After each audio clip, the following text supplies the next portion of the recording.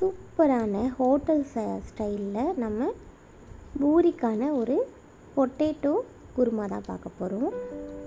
So first வந்து பட்டை, கிராம்பு, கொஞ்சமாக சோம்பு, அப்புறம் பச்சை மிளகாய், ஆனியன், கொஞ்சம் தக்காளி இதெல்லாம் போட்டு நம்ம வதக்கிக்கலாம்.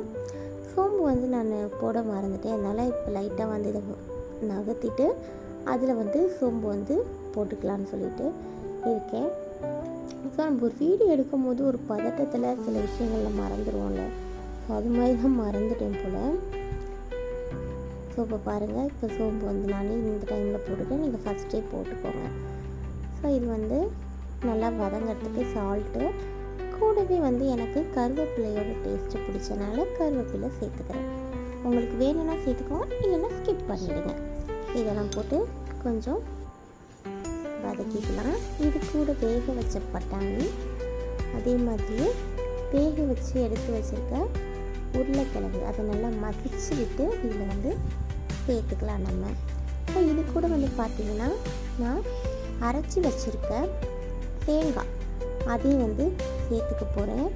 ஸோ உருளைக்கிழங்கு ரொம்ப மசிக்க வேணாம், கொஞ்சம் 1-2 இருக்கட்டும்.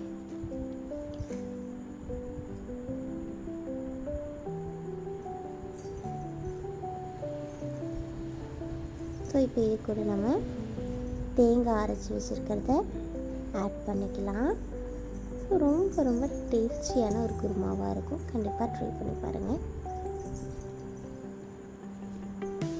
இது கூட கொஞ்சம் மஞ்சத்தூள், காரத்துக்கு கொஞ்சமாக பார்த்திங்கன்னா மல்லித்தூள் அண்ட் மிளகாத்தூள் நான் சேர்த்துக்கிறேன்.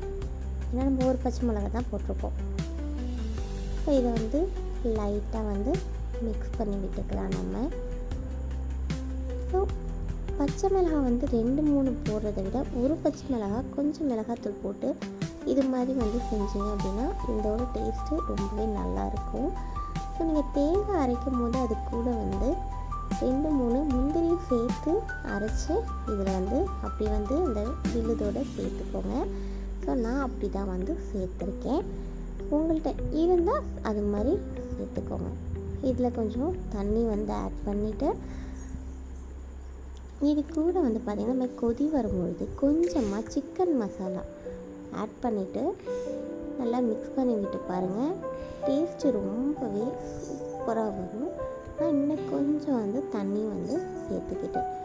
எனக்கு இன்னும் கொஞ்சம் தண்ணியாக வரணும், இப்போ தான் கொதித்து வரும்போது சூப்பராக இருக்கும்ட்டு. அவ்வளோதான், இது கொதித்து வந்ததும் நம்ம சர்வ் பண்ணிக்க வேண்டியதான்.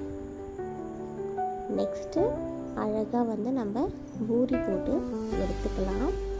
ஸோ பூரிக்கு அடிபொலியான ஒரு இந்த கறி இருக்கும், பொட்டேட்டோ கறின்னு நம்ம சொல்லிக்கலாம் அதை. ஸோ கண்டிப்பாக ட்ரை பண்ணுங்கள். நான் பார்த்திங்கன்னா பூரி அப்புறம் சப்பாத்தி ரெண்டுமே செஞ்சுருக்கேன்.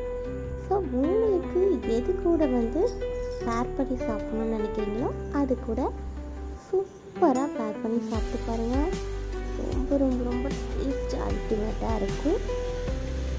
கண்டிப்பாக ட்ரை பண்ணி பாருங்கள். நெக்ஸ்ட் வீடியோவில் உங்களை நான் மீட் பண்ணுறேன். And then by.